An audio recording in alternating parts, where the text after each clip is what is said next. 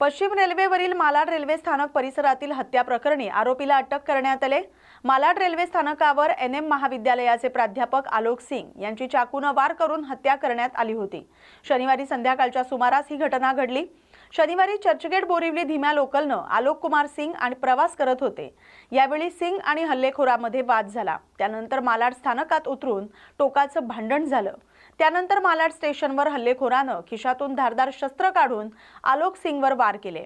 हल्लेखोराने त्यांच्या पोटाच्या उजव्या बाजूला वार केले, ज्यामुळे त्यांना गंभीर दुखापत झाली। ते फलाटावर कोसळले। त्यांना शताब्दी रुग्णालयात नेण्यात आलं, जिथे डॉक्टरांनी त्यांना मृत घोषित केलं। आरोपीने आलोक सिंग यांच्यावर मालाड रेल्वे स्थानकात चाकूने वार करून तिथून पळ काढला होता। ओमकार शिंदे असं या आरोपीचं नाव असून आरोपी सीसीटीव्ही कॅमेऱ्यात कैद झाला होता। त्यानंतर पोलिसांनी त्याला बेड्या ठोकल्यात। आरोपीला कठोरात कठोर शिक्षा व्हावी अशी मागणी आता जोर धरू लागले। रागाला आवर घातला पाहिजे, कारण 2 मिनिटांचा एकदम बरोबर आहे। आपण काय सगळे अनोळखी असतात, एकमेकाला सगळे अनोळखी असतात। आपल्याला उतरायचं असतं, प्रत्येकाला घाई असते किंवा प्रत्येकाला उतरायचं असतं की याच्यामध्ये आहे। आणि आपले लो मार्क आहेत, कारण गाड्या आपल्या ठसून भरलेल्या असतात। आपल्याला मिनिमम रिसोर्सेस मध्ये आपल्याला मॅक्सिमम आउटपुट म्हणजे प्रवास हा सुकर कसा होईल, तसं रेल्वे प्रशासन, जीआरपी मुंबई, आरपीएफ हे सर्व तो प्रयत्न नक्कीच करत आहे। रेलवे क्या गुहा लगा रहा है, आपको क्या गुहा लगा रहे हैं यात्री मालाड रेलवे स्टेशन प्लाट क्रमांक 1-2 पे कल जो 17:40 की बोरीवली स्लो लोकल थी, उस लोकल के जनरल डिब्बे में जो मयत किस्म है और जो संशयित आरोपी जो हमने पकड़े उनमें से गाड़ी में से उतरने का जो वाद हुआ, उस वाद और जो हाथापाई उनकी हुई थी, इसी वजह से जो संशयित इसम है उसने मयत इसम के पेट में तीक्ष्ण हथियार से वार किया था। इसी वजह से हाई ब्लीडिंग से वजह से मयत इसम जो आलोक कुमार सिंह है, जो एनएम कॉलेज विलेपार्ले में शिक्षक है, उनकी डेथ हुई है। तो उनकी डेथ होने से हमने बोरिवली रेलवे पुलिस स्टेशन में एफआईआर दाखिल किया और उसका तपास माननीय सीपी सर, माननीय डीसीपी मैडम और एसीपी सर इनके मार्गदर्शन पे Borivali railway police station, LCB और सब वेस्ट जोन के पुलिस स्टेशन में तपास किया। उसमें एक संशयित इसम जो मार के भाग रहा था, वो जो दिख रहा है, उसको हमने आज ट्रैप लगा के मालाड ईस्ट से ताबे में लिया है। उसका तपास अभी चालू है। उसने जो वेपन ये किया है वो वेपन रिकवर करना बाकी है। आज हम उसको कोर्ट में हाजिर कर रहे हैं और उसकी ज्यादा से ज्यादा पीसी की मांग कर रहे हैं। वजह क्या थी? वजह सिर्फ गाड़ी में उतरने की वजह थी, एक किरकोल वजह थी। किरकोल वजह से एक की जान गई है। मैं रेलवे में प्रवास करने वाले सभी प्रवासियों को एक संदेश देना चाहता हूँ कि रेलवे में हमारी हर रोज की आना मतलब आपण जाते आते तो उसमें जो किरकोल जो ज्या काही घटना होतात त्यातून जे काही हे वाद होतात, जो भी कुछ अपना वाद हो रहा है, क्योंकि ये हो रहा है, उसके ऊपर ज्यादा ये न करके शांति से प्रवास करना चाहिए। ये मेरी मांग है सर। ये आरोपी के बारे में कुछ जानकारी मिला है, पूछताछ किया, कुछ बताया है? आरोपी और विक्टिम एक दूसरे को जानने वाले नहीं है। आरोपी का अभी तो कोई रिकॉर्ड भी हमको मिला नहीं है, लेकिन उसकी पूछताछ जारी है। ये सेकंड क्लास में था, फर्स्ट क्लास में था? इस सेकंड क्लास डिब्बे में हुआ है। जानकारी था? यहाँ से जो विक्टिम जो है, विक्टिम और विटनेस जो फिरियादी है, वो अंधेरी से बोर्ड किया है और जो आरोपी है उसने चरनी रोड से बोर्डिंग किया है और दोनों भी मालाड में उतरने वाले। उतरते समय भी विवाद हुआ? उतरते समय उनका विवाद हुआ, कौन पहले उतरेगा कौन बाद में उतरेगा, इसी विवाद में ये घटना हुई।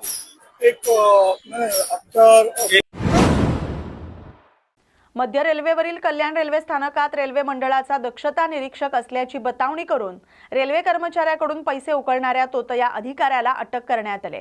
मध्य रेल्वेच्या दक्षता पथकाने सापळा रचून तोतया दक्षता अधिकाऱ्याला 20,000 रुपये स्वीकारताना रंगेहात पकडले। या प्रकरणाचा पुढील तपास कल्याण रेल्वे पोलीस करत आहेत। मध्य रेल्वेतील एका रेल्वे कर्मचाऱ्याची बदली करण्यासाठी तोतया दक्षता अधिकाऱ्याने 60,000 रुपयांची मागणी केली। त्यानंतर तक्रारदार रेल्वे कर्मचाऱ्यानं बदली करण्यासाठी 60,000 रुपये देऊ केले। ही रक्कम ऑनलाईन पद्धतीने देण्यात आली, परंतु बदली झालीच नाही। तक्रारदाराच्या वेतनाची थकबाकी मिळाली नव्हती। तोतया अधिकाऱ्यानं तक्रारदाराशी संपर्क साधून ही थकबाकी रक्कम लवकरात लवकर मिळवून देण्याचं आश्वासन दिलं। त्यावेळी आरोपीने 20,000 रुपयांची मागणी केली। त्यानंतर तक्रारदाराला या अधिकाऱ्याचा संशय आला, त्यामुळे त्याने थेट दक्षता विभागाशी संपर्क साधला असता संबंधित अधिकारी हा तोतया असल्याचं उघड झालं। मुंबई महापालिकेच्या निवडणुकीचा निकाल लागून 10 दिवस होत आले तरी मुंबईच्या महापौर पदाच्या निवडीची तारीख घोषित झालेली नाही. महापौरांची निवड 31 जानेवारीला करण्यासाठी विशेष सभा बोलवण्याची तयारी मुंबई महापालिकेने केली होती. मात्र बहुमत मिळालेल्या महायुतीतील घटक पक्षांचीच अद्याप गट नोंदणी झालेली नसल्यामुळे महापौरांची निवड करण्याची तारीख पुढे ढकलली आहे. त्यामुळे आता नवीन महापौर फेब्रुवारी महिन्यातच मिळणार आहे असं बोललं जातंय. पुढच्या लोकसभा आणि विधानसभा निवडणुकीपर्यंत एकनाथ शिंदे यांच्याकडे शिवसेना पक्ष राहणार नाही हे खात्रीनं मी सांगतोय असा जोरदार हल्लाबोल खासदार संजय राऊत यांनी केलाय. येत्या काही दिवसांमध्ये सर्वोच्च न्यायालयाच्या निकालानंतर निवडणूक आयोगाकडून धनुष्यबाण हे चिन्ह गोठवलं जाईल याची भीती असल्यामुळेच सर्वोच्च न्यायालयातील सुनावणी वारंवार पुढे ढकलली जाते. शिवसेना पक्ष आणि चिन्ह सुनावणीबाबत वारंवार तारखा दिल्या जात आहेत असा दावा ठाकरे गटाचे खासदार संजय राऊत यांनी केलाय. मुंबईत विरोधी बाकांवर 100 पेक्षा जास्त नगरसेवक असणं हे सत्ताधाऱ्यांना आव्हान असल्याचंही राऊत म्हणाले. या निवडणुकीत मराठी माणूस ठाकरेंच्या मागे आहे हे दाखवून दिलंय असंही ते म्हणाले. या देशाचे सुप्रीम कोर्टाचे सर्वोच्च न्यायालयाचे मुख्य न्यायाधीश जस्टिस सूर्यकांत यांच्यासमोर गेल्या 3.5 वर्षापासून शिवसेना कोणाची, शिवसेनेचं चिन्ह कोणाचं, धनुष्यबाण कोणाचं, खरी शिवसेना कोणाची या संदर्भातला खटला जवळजवळ 3 वर्षापासून प्रलंबित त्यांच्या टेबलावर आहे. आणि हे महाशय तारखांवर तारखा देत आहेत. स्वतःच तारीख ठरवतात आणि स्वतःच 2-2 महिने तारीख पुढे ढकलतात. अशा पद्धतीनं घटनाबाह्य पद्धतीनं शिंदे गटानं 4 निवडणुका लढवल्या. आता परत 21 तारखेला त्यांनी फायनल हिअरिंगची तारीख दिली आणि ती त्यांनी ऐकली नाही, ती पुढे गेली. असे जस्टिस सूर्यकांत हे मुंबईला उतरले परवा. राजशिष्टाचारानुसार त्यांचं स्वागताला प्रोटोकॉलनुसार मुख्य सचिव जायला पाहिजे, प्रोटोकॉल अधिकारी त्या खात्याचे सचिव जायला पाहिजेत, अधिकारी वर्ग जायला पाहिजे. आम्ही आमच्या आयुष्यात कधी बघितलं नाही की राजकारणी हे मुख्य न्यायाधीशांच्या स्वागताला एअरपोर्टला जाऊन थांबले आहेत. पण मी पाहिलं की ज्यांचा खटला जे एक पार्टी आहेत शिवसेना विरुद्ध शिंदे, त्याच्यामध्ये हे एकनाथ शिंदे एक पार्टी ज्यांच्यासमोर खटला चालू आहे त्यांना पुष्पगुच्छ द्यायला विमानाच्या खाली उभे होते. तो हसत हसत जस्टिस सूर्यकांतने स्वीकारला. हे अत्यंत संविधानाच्या विरुद्ध घटनाबाह्य आणि अनैतिक आहे. हे अनैतिक आहे. हे असं कसं काय होऊ शकतं? त्यानंतर ताज लँडस्टँडमध्ये ताज पॅलेसमध्ये ताजमध्ये जस्टिस सूर्यकांत त्यांचा मुक्काम होता.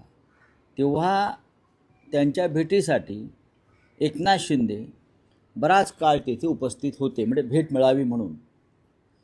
ज्यांचा खटला ज्या न्यायमूर्तीसमोर सुरू आहे त्यांना भेटणं, त्यांच्यावर राजकीय प्रभाव टाकणं हेच जर चालणार असेल तर या देशाच्या न्यायव्यवस्थेवरील उरला सुरला विश्वास उडून जाईल. आम्हाला तारखांवर तारखा का मिळतात आणि आम्हाला न्याय का मिळत नाही हे काल पुन्हा एकदा सिद्ध झालं. पुन्हा त्या न्यायमूर्तींचा सत्कार कोणी केला तर त्या जे पार्टी आहेत या खटल्यामध्ये, अजित पवार आणि शिंदे. जस्टिस सूर्यकांतना काहीतरी वाटायला पाहिजे होतं की हे संविधानाच्या विरोधामध्ये, यांचा खटला माझ्यासमोर चालू आहे आणि मी त्यांच्याकडून सत्कार स्वीकारतोय. हा काय प्रकार आहे? जस्टिस सूर्यकांत हे जर संविधानाचे पहारेकरी असतील तर त्यांनी अशा प्रकारचं वर्तन करणं हे कोणत्याही नीतिमत्तेत बसत नाही. काल ते भाषणात काय म्हणाले justice Suryakant? Justice delay is not only justice denied but justice destroy. बरोबर. मग तुम्ही जस्टिस डिस्ट्रॉय केलात ना आमचा. अशा प्रकारे तुम्ही जो वारंवार शिवसेनेवरती अन्याय करताय बाळासाहेब ठाकरेंच्या, तुम्हीच सांगितलं आहे जस्टिस डिस्ट्रॉय. मग जस्टिस डिस्ट्रॉयचं प्रायश्चित जस्टिस सूर्यकांत घेणार आहेत का? जस्टिस सूर्यकांतना भविष्यात राजकारणात यायचं आहे, माझी माहिती आहे.